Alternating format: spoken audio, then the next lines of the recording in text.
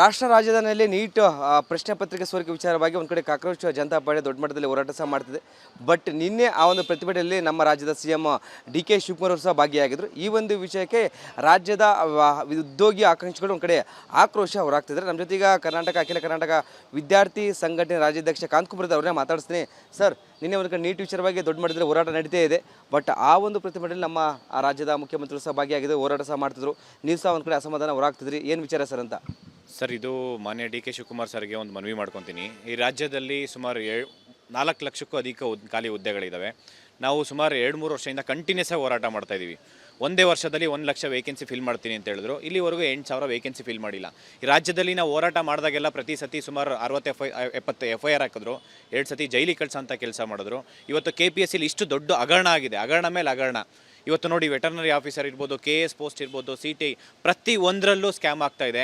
Including KPSC chairman ಅವ್ರನ್ನ suspend ಮಾಡಿದ್ದಾರೆ ಅಂತಂದರೆ KPSC ಮಕ್ಕಳಿಗೆ ಸ್ಕ್ಯಾಮ್ ಆಗ್ತಾಯಿದೆ. ಅಂದರೆ ಹೊರಗಡೆ ಎಷ್ಟು ಜನಕ್ಕೆ ಇವರು ಇದು ಮಾಡ್ಕೊಂಡಿಲ್ಲ, ಅಂದರೆ ಕರಪ್ಷನ್ ಆಗ್ತಾಯಿಲ್ಲ. ಇವರು ಡೆಲ್ಲಿಯಲ್ಲೋ ಕೂತ್ಕೊಂಡು ಹೋರಾಟ ಮಾಡೋದಲ್ಲ ಸರ್, ಈ ರಾಜ್ಯದಲ್ಲಿ ಆಗ್ತಾ ಇರೋಂಥ ಅನ್ಯಾಯದ್ದು ವಿದ್ಯಾರ್ಥಿಗಳ ಪರವಾಗಿ ಅವರಿಗೆ ನ್ಯಾಯ ಕೊಡಿಸೋಂಥ ಕೆಲಸ ಆಗಬೇಕು. ಇವತ್ತು ಲಕ್ಷಾಂತರ ಜನ KPSCಗೆ ನಂಬ್ಕೊಂಡು ಇವತ್ತು ಅವರ ಬದುಕು ಜೀವನ ರೋಡಿಗೆ ಬಂದಿದೆ. ಆ ಪರಿಸ್ಥಿತಿಯಲ್ಲಿ ಇವತ್ತು ರಾಜ್ಯದಲ್ಲಿರೋ ಮಕ್ಕಳಿಗೆ, ಯುವಕರಿಗೆ ಫಸ್ಟ್ ನ್ಯಾಯ ಕೊಡಿಸಿ. ಇವತ್ತು ಡೆಲ್ಲಿಗೆ ಹೋಗ್ಬಿಟ್ಟು ಪ್ರತಿಭಟನೆ ಮಾಡಬೇಕಂತ ಇಲ್ಲ. 3 ತಿಂಗಳಿಂದ ಆಯಿತು. ಮೇ 13ನೇ ತಾರೀಕು, ಮೇ 3ನೇ ತಾರೀಕಿಂದ ಇಷ್ಟು ದಿನ ಏನು ಮಾಡ್ತಿದ್ರು ಸರ್? ಏನು ಮಾಡ್ತಿದ್ರು? 23 ಜನ ಡೆತ್ ಆಗಿದೆ ನೀಟ್ ಎಕ್ಸಾಮ್ ಬರೆದವರು. ಅವ್ರಿಗೆ ಪರಿಹಾರ ಏನು? ಇವರು ಅವತ್ತಿಂದ ಎಷ್ಟು ಹೋರಾಟ ಮಾಡಿದ್ದಾರೆ. ಇವತ್ತು ಏಕಾಏಕಿ ಕುತ್ಕೊಂಡು ಹೋರಾಟ ಮಾಡ್ತಾ ಇರೋದು ನಮಗೆ ತುಂಬ, ಅಂದರೆ ಅವ್ರ ಬೆಂಬಲ ಇದೆ ಅಂತ ಅವ್ರಿಗೆ ಖುಷಿ ಪಡ್ತೀವಿ ಸರ್. ಆದರೆ ಹಂಗಲ್ಲ. ಈ ರೀತಿ ಧೋರಣೆ ಫಸ್ಟು ಸ್ಟೇಟಲ್ಲಿ ಏನಾಗ್ತಾ ಇದೆ, ಸ್ಟೇಟಲ್ಲಿ ಏನೇನು ಸಮಸ್ಯೆ ಇದೆ, ಯೂತ್ಸು ಹೋರಾಟ ಮಾಡಿದ್ರೆ ನಿಮ್ಮ ಮೇಲೆ ಸಹ FIR ಆಯಿತು ಸರ್. ಈಗ ಧಾರವಾಡದಲ್ಲಿ ಹೋರಾಟ ಮಾಡೋದಕ್ಕೆ ಬಿಡ್ತಿರ್ಲಿಲ್ಲ. ಸುಮಾರು 1 ಲಕ್ಷ ಜನ ವಿದ್ಯಾರ್ಥಿಗಳು ಸೇರ್ಕೊಂಡು ಹೋರಾಟ ಮಾಡಿದ್ವಿ. ಆ ಹೋರಾಟ ಮಾಡೋದಕ್ಕೆ ಪರ್ಮಿಷನ್ಸೇ ಕೊಡ್ತಿರ್ಲಿಲ್ಲ. ಕೋರ್ಟ್ಗೆ ಹೋಗೋಂಥದ್ದು ಕೆಲಸ ಆಯಿತು. ನಮ್ಮ ಮೇಲೆ ಸುಮಾರು FIR ಆಯಿತು. ಈ ಥರ ಫಸ್ಟು ರಾಜ್ಯದಲ್ಲಿ ಏನಾಗ್ತಾ ಇದೆ, ಯುವಕರದ್ದು ಬೇಡಿಕೆ ಏನಿದೆ ಆ ಬೇಡಿಕೆಗಳನ್ನು ಈಡೇರಿಸಿ. ಫಸ್ಟು ನಾವು ಕೇಳ್ತಾ ಇರೋದಿದೆ, ಬರೀ ನೀವು ಇಲ್ಲಿಂದ ಡೆಲ್ಲಿಗೆ ಹೋಗಿ ಪ್ರತಿಭಟನೆ ಮಾಡಬೇಕಂತ ಇಲ್ಲ. ಫಸ್ಟ್ ರಾಜ್ಯದಲ್ಲಿರೋ ಯುವಕರನ್ನು ನಿಮ್ಮ ಕಂಟ್ರೋಲ್ಗೆ ತೊಗೊಂಬನ್ನಿ. ಇವತ್ತು ಪೊಲೀಸ್ ಸ್ಟೇಷನ್ ಅಲ್ಲಿಯುವಂಥ ಪರಿಸ್ಥಿತಿ ಬಂದಿದೆ. ಒಂದು FIR ಮಾಡ್ಕೊಳ್ಳಿ ಅಂತ ಹೇಳಿದ್ರೆ ಮಾಡ್ಕೊಳ್ಳಿ. ನಾವು FIR ಕೊಟ್ಟರೆ ಭಿಕ್ಷೆ ಬೇಡಬೇಕು.